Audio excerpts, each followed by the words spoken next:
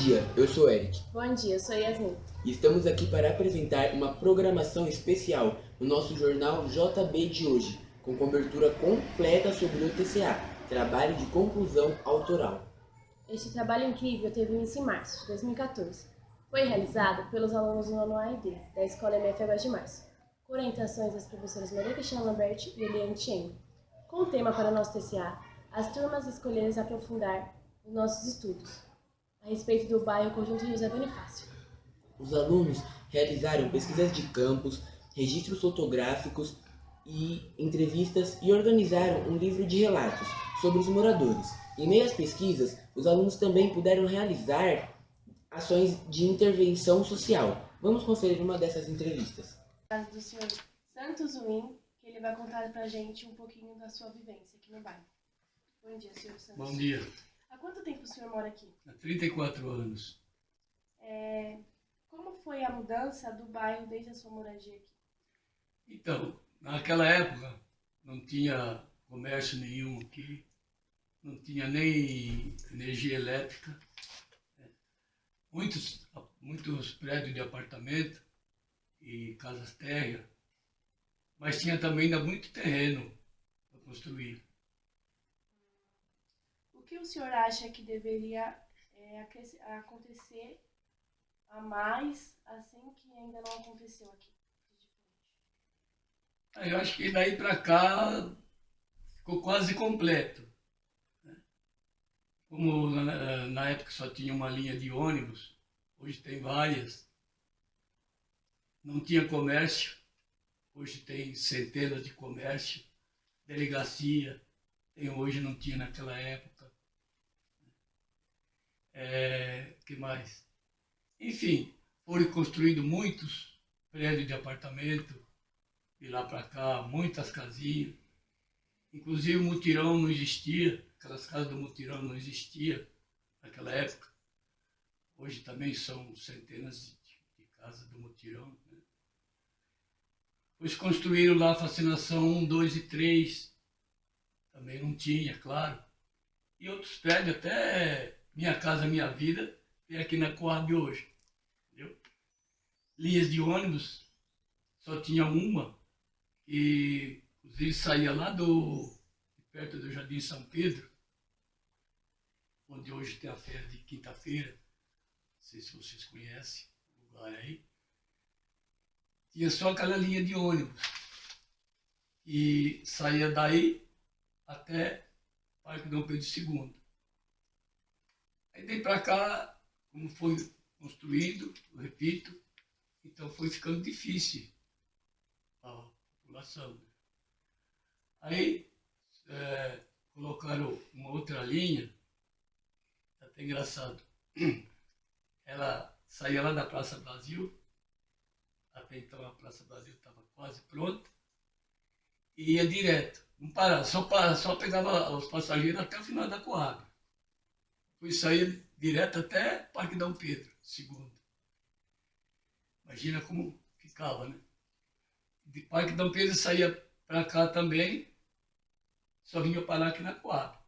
Não pegava passageiro, quer dizer, não descia e não subia passageiro. E assim foi. Obrigado. E um bom dia. Imagina, bom dia. Voltamos com vocês aí. De grande aproveitamento e aprendizagem. Através de pesquisas de campo, os alunos perceberam que nossa comunidade sentia falta de locais que oferecessem atividades esportivas, culturais e de lazer.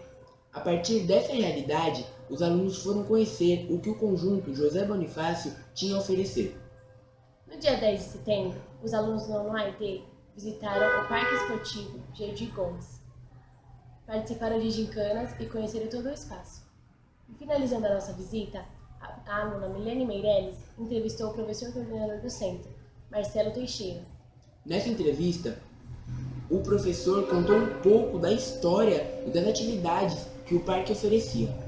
Agora vamos conferir a nossa entrevista com a nossa repórter Milene Meirelles. Centro Educacional Esportivo Jardim Gomes com o professor Marcelo, que ele vai nos responder algumas perguntas. Conta um pouco da história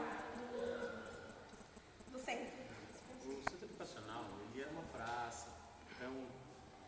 princípio um clube de várzea, uma praça, que ele foi, a prefeitura montou dentro desse território o Centro Educacional Clube, né, que é o clube hoje, o Centro Educacional Esportivo Jardim Gomes, e muitas pessoas na comunidade ainda utilizam isso só como um local de transição de uma rua para outra, né, só de locomoção mesmo. Então assim, a gente aqui fornece diversas atividades e sempre existiram atividades, mas muitas pessoas ainda por utilizarem só como travessia desse espaço não conhecem a fim as atividades que são proporcionadas no clube. Quando o clube foi fundado? Olha, ele tem mais ou menos, né, uma história de 1979, 1980, que foi a fundação, foi a aquisição da prefeitura para que ele fosse instaurado nele um centro esportivo, que a princípio não tinha esse nome, essa nomenclatura é uma nomenclatura mais atual. Quais são as principais atividades do clube? Nós temos futsal, voleibol, handebol, são atividades que a gente proporciona, mas a gente tem uma demanda muito baixa. A demanda hoje, que a gente tem um número de alunos maior, é a ginástica. A ginástica, as atividades de condicionamento físico, o voleibol adaptado. Então a gente tem uma ocupação maior dessas modalidades. E nós temos também alguns voluntários que prestam atividades no futebol de campo. Então essas atividades também são bem ocupadas. O futebol de campo e o futsal, como uma categoria mais infantil, são alguns voluntários da comunidade que prestam essas atividades. Dessas atividades que você falou, qual é a mais procurada? A ginástica. A ginástica tem uma demanda muito maior. Né? São as atividades de condicionamento físico. A gente é bom porque algumas pessoas, hoje numa faixa etária mais avançada, procuram mais o esporte e a atividade física visando saúde e qualidade de vida. Só que o ruim é que nós temos um grupo de adolescentes e crianças que praticam às vezes pouca atividade física. Muitas vezes em função de desconhecerem a região ou em vez de procurar também. Então a gente tem esses dois fatores, a falta de procura e o desconhecimento e o interesse incentivo às vezes da comunidade para que as pessoas pratiquem atividade física e esportiva. Você poderia me dizer qual é a média de pessoas que frequentam o clube? Durante a semana a gente tem um número um pouco baixo de frequentadores. Agora no período, a partir de setembro, que é o período que abrem as piscinas, acabam tendo um número maior de frequentadores, mas para a parte de recreação. No que tange as aulas, o número de frequentadores é baixo para outras modalidades, além da ginástica, que eu já havia citado. Mas no final de semana, que é o esporte da várzea, o futebol de campo, tem um número grande de participantes. Então vamos colocar aí que a gente tenha mensalmente atendimento de 1.600 a 2.000 pessoas. Muito obrigada. Bernardo. Os alunos também visitaram a Biblioteca Infanto-Juvenil Vinícius de Moraes, tomaram conhecimento das atividades ali realizadas e organizaram outras visitas com os alunos da própria escola. A aluna Daniela Oliveira entrevistou a gestora da biblioteca, Cláudia Alessino, que nos contou tudo sobre a Biblioteca Infanto-Juvenil Vinícius de Moraes. Vamos conferir com agora a nossa repórter, Daniela Oliveira. Diretamente da Biblioteca Vinícius de Moraes com a coordenadora Cláudia. Boa tarde, Cláudia. Boa tarde. Então, vamos lá, começar as perguntas. Há quanto tempo a biblioteca presta atendimento aos moradores do Conjunto José Bonifácio? A Biblioteca Vinícius de Moraes presta serviços há praticamente 30 anos. Ela completou 30 anos de inauguração no dia 10 de maio de 2014. Ela foi inaugurada em 10 de maio de 1984. E quando eu digo praticamente 30 anos, porque após a inauguração, ela permaneceu ainda durante algum tempo fechada ao público. Eles precisaram organizar acervo, organizar também o quadro funcional na época. Então, ela foi inaugurada, mas passou a atender por volta de 10 meses depois. Então, ela está completando 30 anos que ela atende a população do bairro nesse endereço. A princípio, eram 2 unidades que atendiam aqui. Biblioteca Vinícius de Moraes, então, a Biblioteca Infanto-Juvenil Vinícius de Moraes, e havia também a Biblioteca Pública Vicente de Carvalho. Elas permaneceram as duas nesse prédio durante 10 anos, e após esse período, a Vicente de Carvalho foi alocada num outro endereço, aqui no bairro mesmo. Vocês podem aproveitar para estar conhecendo também, na Guilherme Valência, número 210. E a Vinícius foi então remanejada, ocupando todos os espaços do prédio, e estamos aqui então até hoje prestando aí vários serviços à comunidade. Quais atividades são desenvolvidas pela biblioteca? Bom, as atividades. Nós temos o atendimento, que se realiza segunda a sexta-feira, das 9 da manhã às 18 horas, às 6 da tarde, e aos sábados das 9 da manhã às 4 da tarde, às 16 horas. Esse atendimento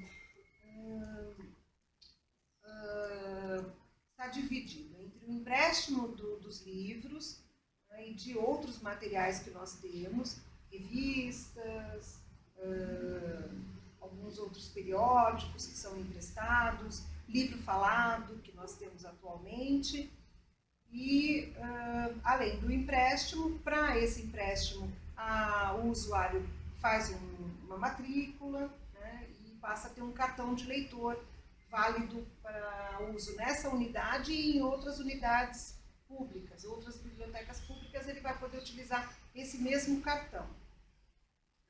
Além do empréstimo, então existe a orientação à leitura e à pesquisa, que é realizada pelos funcionários.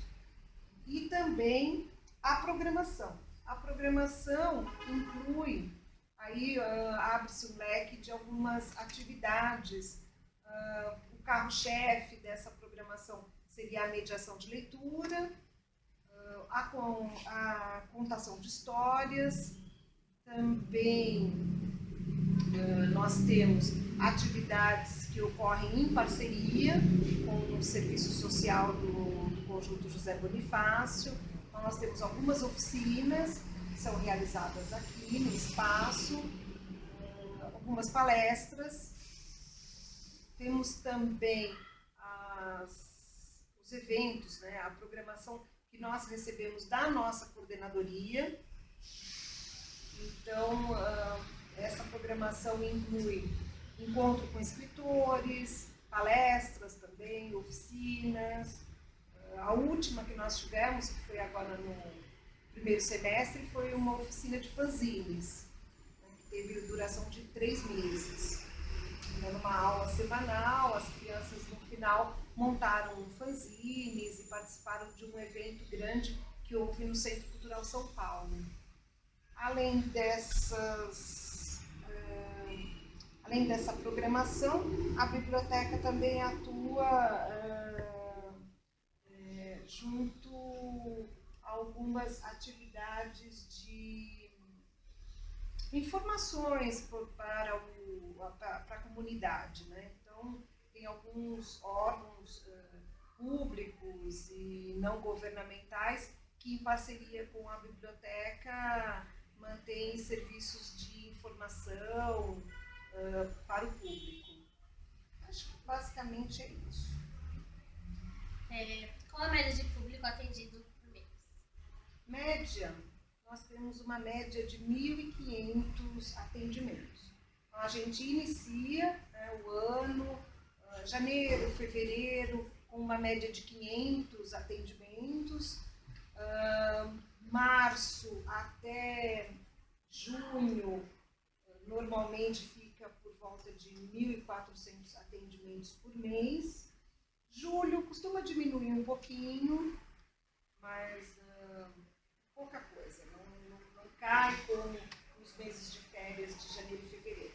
E aí depois a gente tem um atendimento maior no segundo semestre, de agosto a novembro, 2.000, 2.500 atendimentos por mês. Aí dezembro vai diminuindo, fica mais ou menos como julho, 1.200. Tá? A gente pode colocar uma média de 1.500, mas tem essas oscilações, né? A gente acompanha também o período letivo das escolas, né? A gente tem segundo semestre, os alunos correm mais atrás do prejuízo, vão mais à biblioteca. Qual o órgão responsável pelo acervo das bibliotecas? Bom, o órgão responsável pelo acervo das bibliotecas, ele se encontra dentro é uma divisão, chama-se Divisão de Desenvolvimento de Coleções e Processos Técnicos. Essa divisão ela se encontra dentro da coordenadoria do Sistema Municipal de Bibliotecas e essa coordenadoria dentro da Secretaria Municipal de Cultura. Então, é a Secretaria Municipal de Cultura que é responsável por todo o sistema de bibliotecas municipais. Inclui essa biblioteca, outras bibliotecas em outros bairros, o Centro Cultural São Paulo, a Biblioteca Mário de Andrade, a Biblioteca Infanto-Juvenil Monteiro Lobato, que é referência, né, no estado de São Paulo, em acervos infanto-juvenis. Também é responsável pelo Centro Cultural da Juventude e o Centro Cultural da cidade de Tiradentes. E essa mesma divisão é responsável também pelo processamento técnico dos acervos que vão para as bibliotecas do CEL. Apesar do CEL ser um equipamento da educação, o acervo que é recebido tem o mesmo tratamento técnico dos acervos municipais. Então, também é gerenciado por essa divisão, tá? Que trabalha com um software, que é o Alexandria, que aí é responsável por todo o gerenciamento de acervos das bibliotecas municipais. Então, nós já terminamos por aqui. Obrigada. Obrigada. É um prazer entrevistá-la. E agora nós estamos com vocês aí do estúdio. O tema agora é saúde. Durante o período da campanha de vacinação contra o HPV, funcionários da unidade básica de Jardim São Pedro estiveram na escola e vacinaram nossas alunas, de 10 a 14 anos de idade. Nesse período, a aluna Daniela Oliveira entrevistou a senhora Esmeraldina, enfermeira-chefe, que nos informou sobre o dia a dia da UBS. Diretamente da Escola Águas de Março, com a enfermeira-chefe Esmeraldina, da UBS Jardim São Pedro. Esmeraldina, há quanto tempo a UBS presta atendimentos aos moradores do Conjunto José Bonifácio? Olha, a UBS Jardim São Pedro, ela foi inaugurada em março de 1982 e desde então, né, até atualmente, ela presta serviço a essa população da região. Nós temos 32 anos de atuação, né, dos serviços de saúde.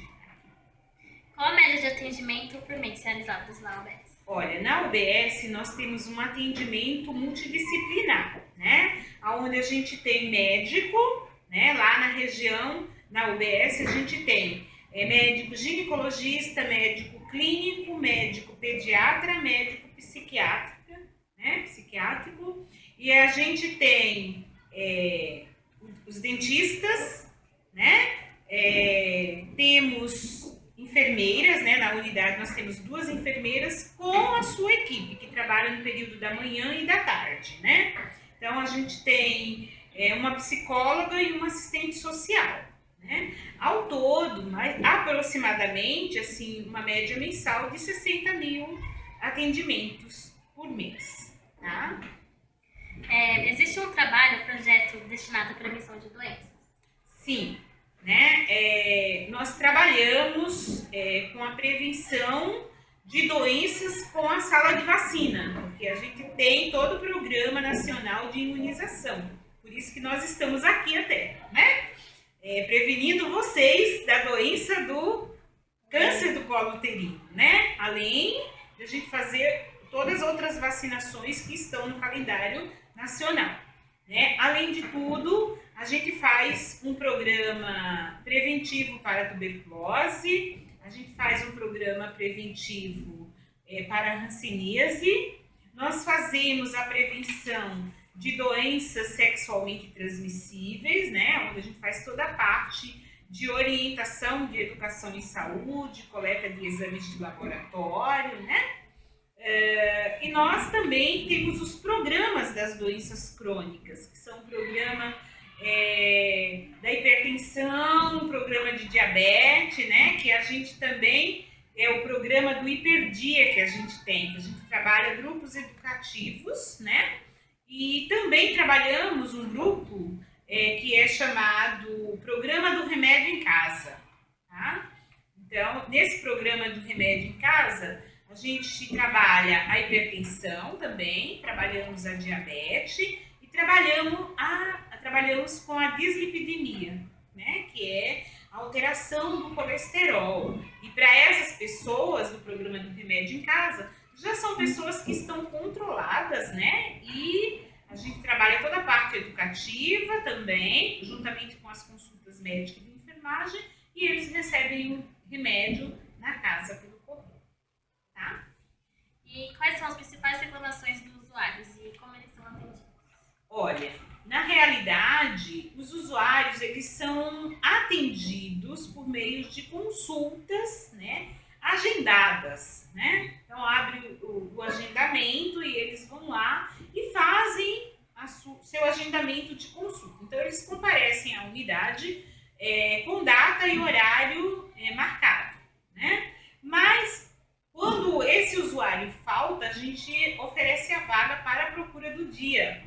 E essa procura do dia, às vezes, ela é maior do que as faltas. Então, isso ocasiona uma reclamação. Porque, assim, se todos compareceram para a consulta, então não terá vaga excedente para oferecer. Então, uma grande queixa é a falta de médico, tá? Para o atendimento, né? Outra queixa é a falta de enfermeiro para atendimento, porque nós somos em 2 enfermeiras apenas, uma no período da manhã e outra no período da tarde. Quando a gente se ausenta da unidade, por exemplo, eu estou aqui hoje, eu estou a serviço, né, da imunização, da vacinação do HPV. A minha unidade ficou sem enfermeiro lá, tá? Então eu não posso estar em 2 lugares ao mesmo tempo. Então, os usuários que vão procurar um enfermeiro, não tem. Do mesmo modo, quando a gente fica afastado por algum motivo, de férias, por exemplo, a unidade fica sem enfermeiro. E algumas ações, elas são bloqueadas. Por exemplo, esse período da tarde, a enfermeira está de férias, então não terá coleta de Papa Nicolau pelo enfermeiro, que é no período da tarde, que é um exame preventivo do câncer de colo uterino, tá? Então, isso gera reclamações. Nosso maior índice de reclamações é pela falta de recursos humanos, né? Pela falta de médico, pela falta de enfermeiros, né? Que às vezes o enfermeiro tem muita gente para atender e ele não dá conta de atender, então ele deixa para o dia seguinte, pede para voltar depois, né? Então, essa falta de recursos humanos, que também não é só nossa, de médico e de enfermeiro. Isso também atinge o administrativo também, tá? A gente tem poucos funcionários no administrativo para atender uma população tão grande da região, tá? Então, obrigada, Esmeraldina, foi um prazer entrevistá-la. Tá bom, E agora é com vocês prazer do estar estúdio. com vocês. Já finalizando nossos estudos, a aluna Ana Carolina entrevistou a diretora da escola MF Águas de Março, Rita de Cássia, para saber sua opinião a respeito de todo o movimento que o TCA criou na escola e sua importância para os alunos. Vamos conferir com a nossa repórter Ana Carolina. Com a diretora da escola MF Águas de Março, senhora Rita de Cássia. Há quanto tempo a senhora é gestora? Já em torno de uns 7 anos. A escola atende apenas o bairro em torno da escola ou atende também outras comunidades? Nós atendemos outras comunidades. Nós temos alunos do entorno e temos também os alunos que vêm de longe por gostarem da escola. Então, eles vêm para estudar aqui porque já conheciam, né, a escola. Então, eles têm bastante procura. Quantos alunos a escola atende? Hoje nós temos em torno de 848 a 900 alunos. Qual é a sua opinião sobre o TCA? Olha, eu acredito que o TCA é um programa, né, é um projeto que veio para enriquecer, no sentido de que os alunos possam reconhecer qual o seu devido trabalho em relação aos seus estudos. Ou seja, hoje o TCA, ele faz com que o aluno seja protagonista daquilo que ele está fazendo, não só dentro da escola, como reconhecimento de toda a sua comunidade.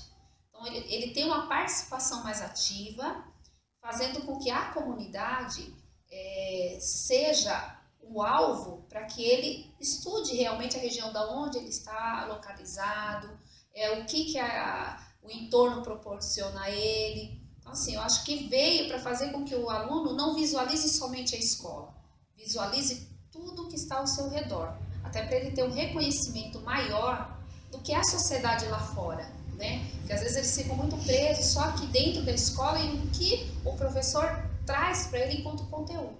E quando ele vai trabalhar em loco, ou seja, na prática, ele vai vivenciar o seu dia a dia. Então, eu acredito que o TCA tem essa importância, né? Então, ele vem para enriquecer o currículo. Obrigada, agora é com vocês aí do estúdio. Essa edição especial do jornal JB vai ficando por aqui. Agradecemos a todos que participaram e apoiaram a realização desse trabalho. Obrigado e até a próxima.